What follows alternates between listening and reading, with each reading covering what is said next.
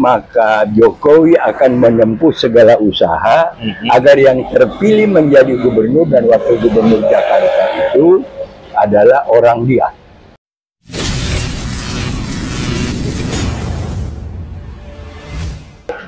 Ya, Assalamualaikum warahmatullahi wabarakatuh. Waalaikumsalam warahmatullahi wabarakatuh. Apa kabar teman-teman semua? Bertemu lagi dengan saya di channel ini. Saat ini saya kembali sedang bersama dengan seorang pengamat intelijen dan geopolitik, Bapak Amir Hamzah. Apa kabar Pak Amir? Baik, alhamdulillah. Ya. Sebelum kita masuk pada materi yang akan kita bahas, saya juga ingin memperkenalkan dulu kepada teman-teman bahwa beliau ini sebetulnya juga basicnya adalah seorang aktivis dan pengamat kebijakan publik di Jakarta sejak zaman era Ali Sadikin ya Pak ya. Sehingga Pak Amir ini sangat paham betul dengan dinamika baik di bidang pemerintahan maupun di perpolitikan Jakarta. Nah, karena itu saya kembali berbincang dengan beliau karena Jakarta pada November 2024 mendatang, juga seluruh Indonesia ya akan menyelenggarakan pilkada serentak 2024. Nah, karena Pak Amir ini fokusnya di Jakarta, kita akan bicara tentang pilkada di Jakarta. Karena ini ada yang menarik. Kenapa? Karena Pak Anies Baswedan pada hari Jumat tanggal 14 Juni kemarin sudah menyatakan bahwa beliau akan maju lagi di Pilkada Jakarta 2024. Itu artinya beliau akan menjadi calon gubernur petahana ya Pak ya. Dan kalau beliau menang maka akan menjadi gubernur DKI untuk periode kedua. Nah, tetapi yang menarik Anies ini kalau misalnya jadi maju di pilkada, karena baru satu pengusung partai yang sudah mendeklarasikan usungan ya Pak ya, baru PKB, dan PKB itu suaranya belum mencapai sesuai persyaratan ya Pak ya, tapi kemungkinan akan dicalonkan oleh PDIP juga dan PKS katanya, tapi PDI dan PKS belum menyatakan sikap atau mengumumkan secara resmi. Tetapi di lain pihak, yang akan menjadi lawannya Pak Anies Baswedan yaitu Koalisi Indonesia Maju yang terdiri dari Gerindra, Golkar, PAN, dan kemungkinan juga Demokrat ya Pak ya, itu sudah menyatakan akan mengusung Ridwan Kamil sebagai wagubnya, dan katanya sih isunya yang santer terdengar akan dipasangkan dengan Kaisang Pangarep, putranya Presiden Jokowi. Kalau ini terjadi artinya Anies akan berhadapan lagi dengan keluarga istana, atau dengan kata lain berhadapan lagi dengan klannya Pak Jokowi ya Pak ya, seperti di Pilpres 2024. Ini artinya Pilkada Jakarta akan menjadi pilkada yang rasa Pilpres ya Pak ya, dan seperti kita tahu bahwa Pak Anies di Pilpres 2024 itu dikalahkan melalui putusan MK maksud saya, karena memang ditengarai terjadi kecurangan yang sangat masif untuk memenangkan pasangan Prabowo dan putra sulungnya Presiden Jokowi yaitu Gibran Rakabuming Raka. Nah, sekarang kita akan berbicara sama Pak Amir, kalau nanti benar ini Pak Anies akan berhadapan dengan Kaisang, meskipun Kaisang pada posisi sebagai cawagup, kira-kira peluangnya seperti apa? Karena kita tahu bahwa Presiden Jokowi atau pemerintahan kita saat ini itu sudah menguasai semua lembaga, MK, bahkan Kaisang itu bisa mengikuti pilkada ya Pak ya, karena putusan MA yang sangat kontroversial, karena merubah aturan persyaratan kepala daerah dari 30 tahun usia gubernur dan wakil gubernur pada saat pendaftaran diubah menjadi 30 tahun pada saat dilantik. Karena kalau misalnya aturannya tetap 30 tahun pada saat pendaftaran, usia Gibran baru 29 tahun.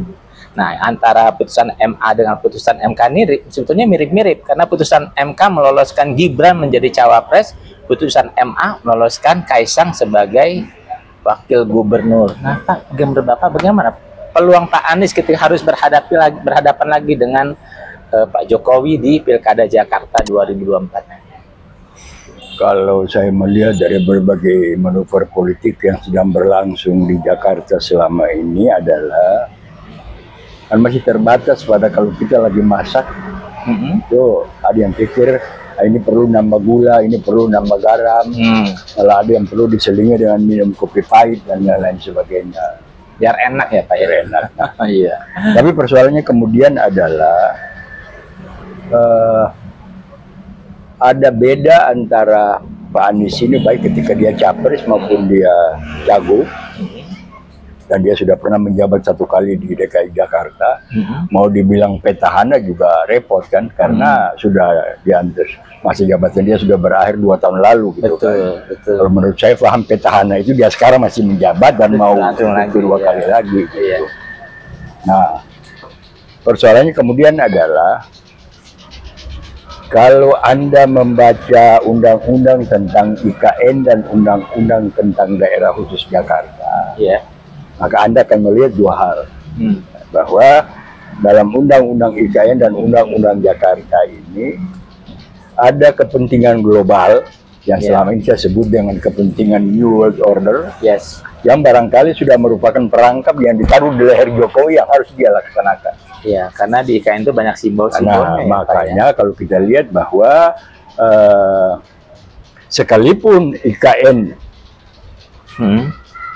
atau pindah ibu kota dan menjadikan Jakarta ini sebagai daerah khusus saja bukan ibu kota, itu sama sekali belum ada dalam kepentingan nasional kita.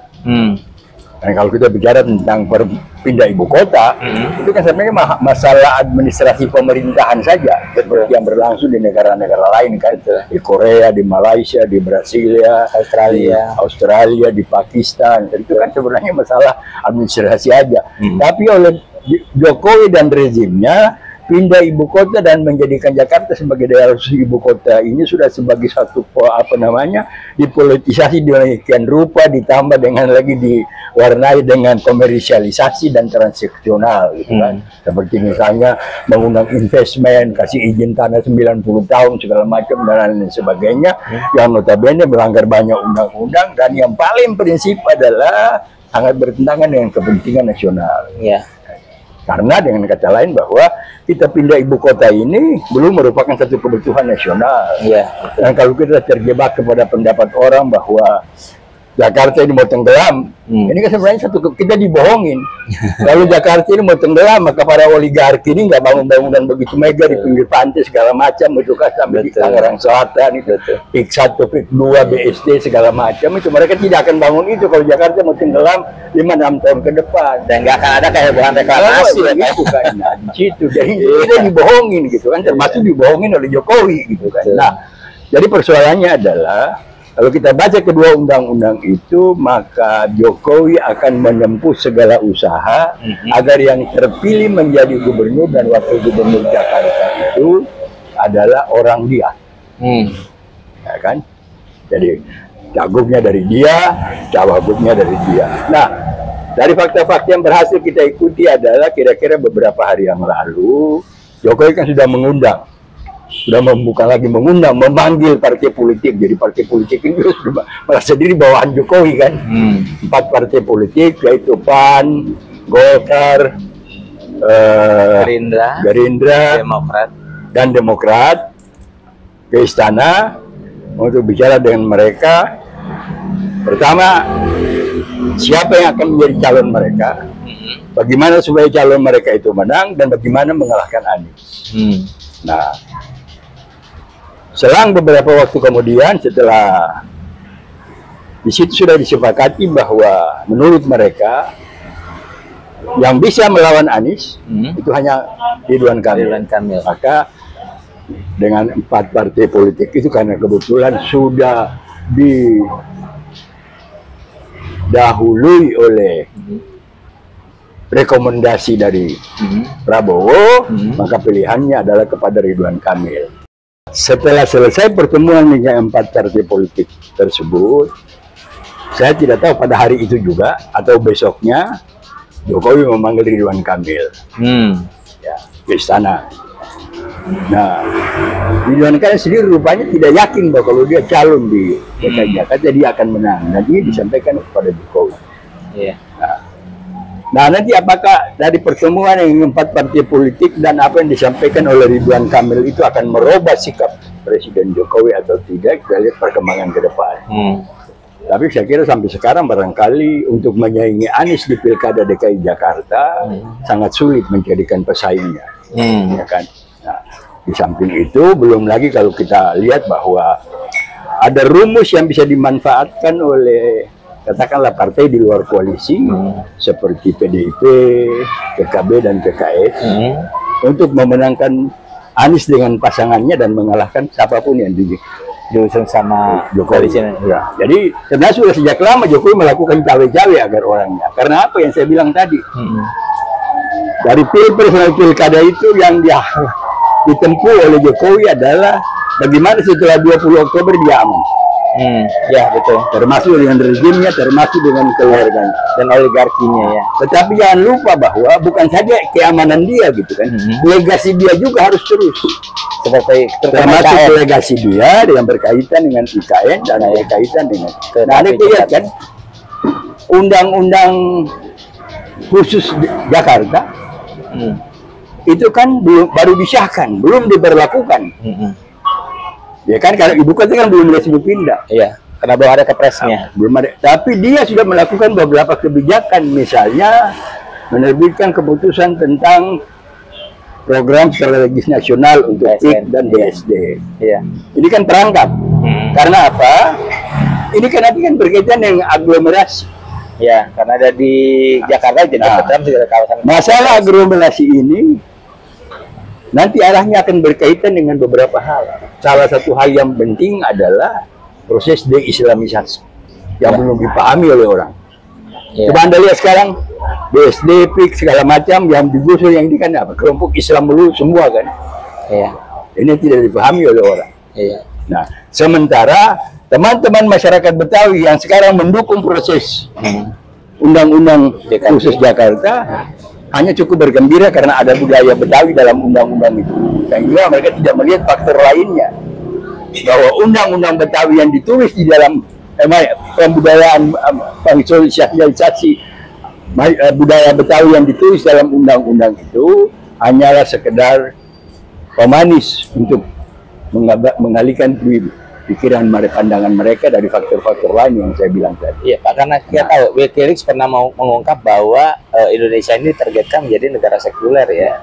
Terus Pak. Nah, Anda bisa lihat kalau Anda coba Anda buka logo dari IKN. Nah, sehingga bisa saja orang mengatakan bahwa IKN itu ibu kota negara. Tapi bisa juga orang mengatakan IKN itu adalah iluminasi komunisme nasional. Gabungan antara iluminasi dan komunisme. Berdasarkan ya.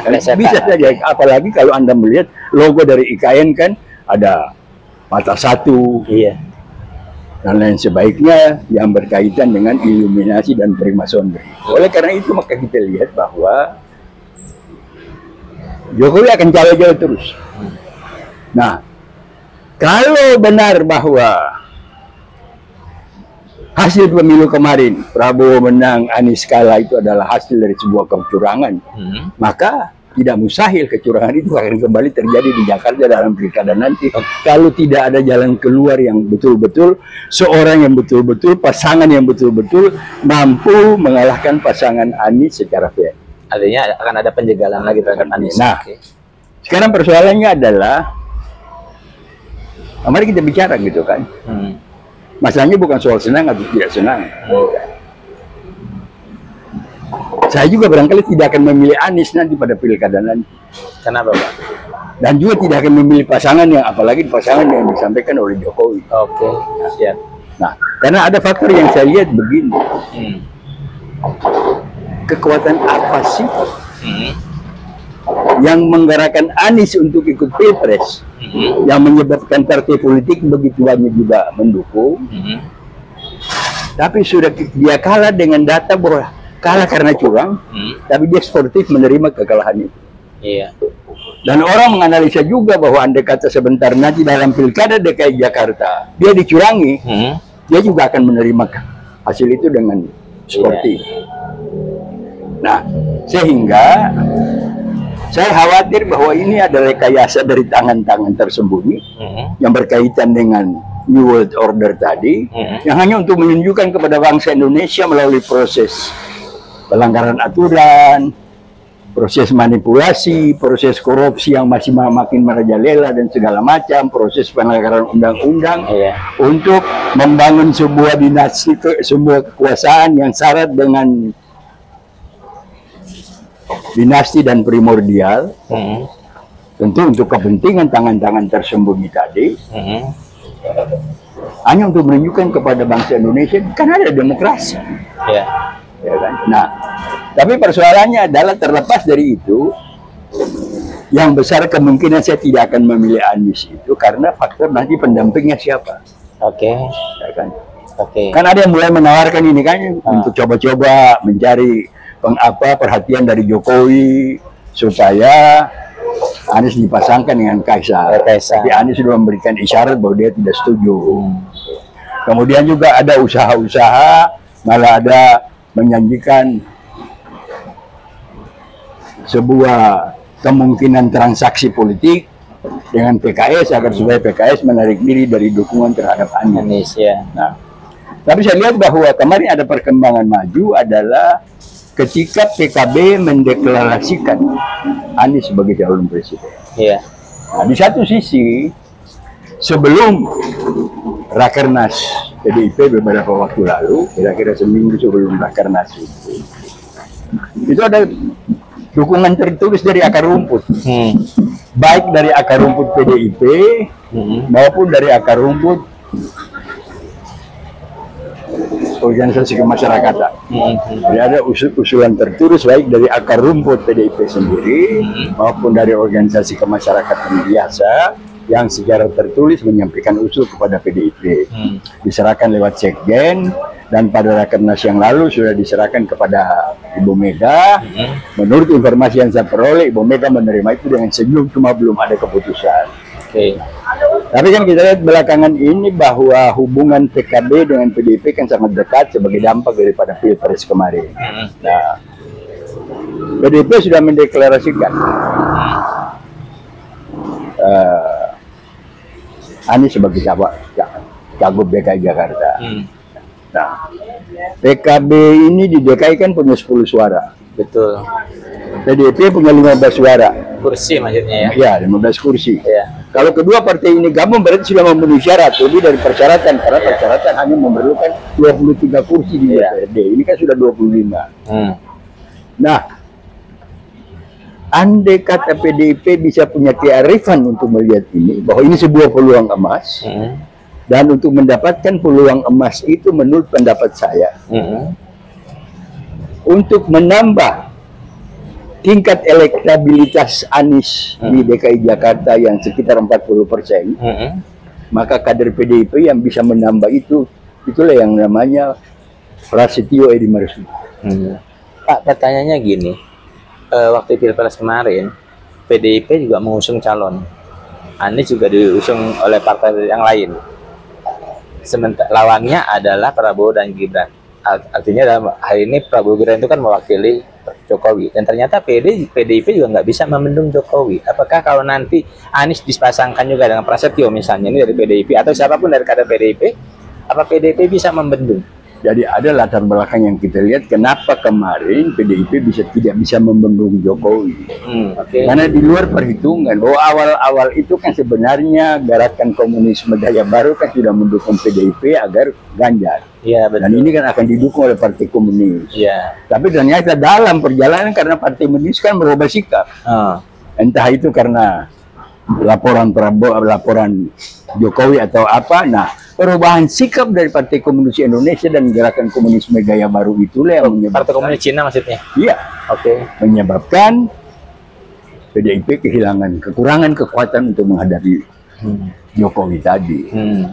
Karena mereka itu pada awalnya bahwa Ganjar yang mereka dukung itu yang akan didukung oleh Partai Komunis Cina dengan dukungan komunisme gaya baru juga akan didukung oleh Jokowi. Lalu kan terjadi perubahan.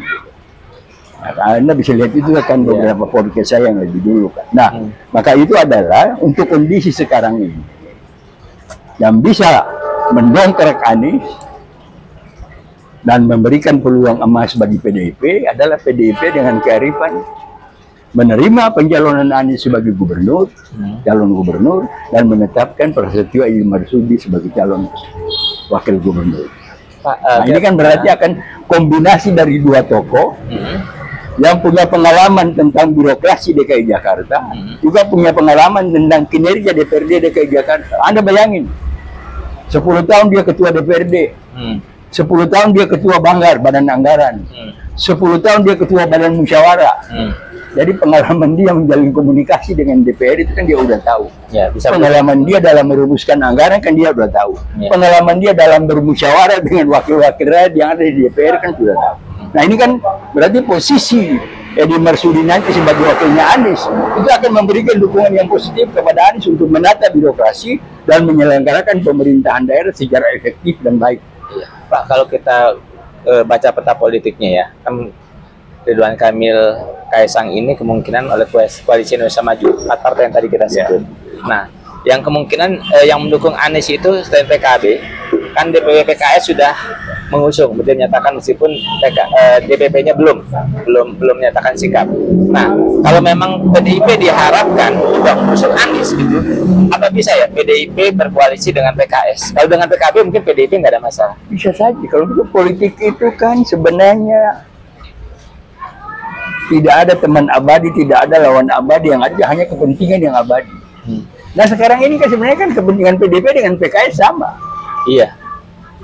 Sama-sama mereka Anies kan. Nah, jadi Anies sebagai alat pemersatu untuk menyatukan PDIP dan PKS. Nah kalau kita lihat nanti dalam perkembangan ke depan kan berarti dengan adanya PDIP, dengan adanya PKS, dengan adanya PDIP, PKS, PKB, PDIP kan berarti akan terwujud satu pemerintahan yang nasionalis religius. Ya kan ada kelompok religius, ada kelompok nasionalis yang ada di PDIP. Oke. Katakanlah PDIP, PKS dan PKB, kemungkinan bisa menjadi satu kekuatan yang membendung Jokowi, cawe-cawe Jokowi di Pilkada Jakarta 2020. Tapi kita tahu kan dengan putusan MA, kemudian putusan MK, dan juga dengan putusan DKPP, juga dengan putusan KPU, ya betul. Itu kan membuktikan bahwa Jokowi memegang semua, termasuk Bawaslu. Apakah mungkin PDIP bisa melawan intervensi Jokowi terhadap, kalau memang ada ya, terhadap institusi-institusi itu? Kalau kita lihat sekarang ini sampai 20 Oktober Jokowi masih punya kuasa. Ya kan. Jadi pengalaman dengan, karena saya ikut di DKI Jakarta ini kan dari zaman Pak Ali Sadikin. Sampai sekarang nih. Kalau dulu aja di Jakarta itu, selama Orde Baru saja, setiap gubernur itu adalah ketua Dewan Pembina Golkar. Nah, tetapi ketika terjadi pergantian gubernur, gubernur baru ini belum jadi ketua Dewan Pembina karena Golkar belum musda. Jadi gubernur yang sudah pensiun ini masih jadi ketua Dewan Pembina. Nah, pada waktu dia masih gubernur, kalau datang ke Golkar, itu udah buru-buru orang buka pintu, orang pasangin payung kalau hujan segala macam. Setelah dia bukan gubernur lagi, padahal dia masih ketua Dewan Pembina, sudah nggak ada yang perlu. Ini kebanyakan mentalnya ada di kita. Ketika orang masih menjabat, oh dihormati bukan main gitu kan. Tapi ketika sudah tidak gitu. Nah, jadi pada waktu penetapan calon di bulan Agustus, Jokowi masih punya kuasa. Tapi 21 Oktober sampai 27 November pemilihan itu kan masa kampanye sampai pemilihan. Kan dia nggak punya kuasa lagi. Ya, tapi kan yang akan nanti presidennya kan Prabowo Gibran, dan mereka kan representasinya Jokowi ini. Artinya Jokowi tetap berkuasa di belakang mereka, itu gimana? Nah, disitulah yang kita akan lihat nanti. Apakah Prabowo akan mengikuti pola Jokowi, yang akhirnya nanti pemerintahannya akan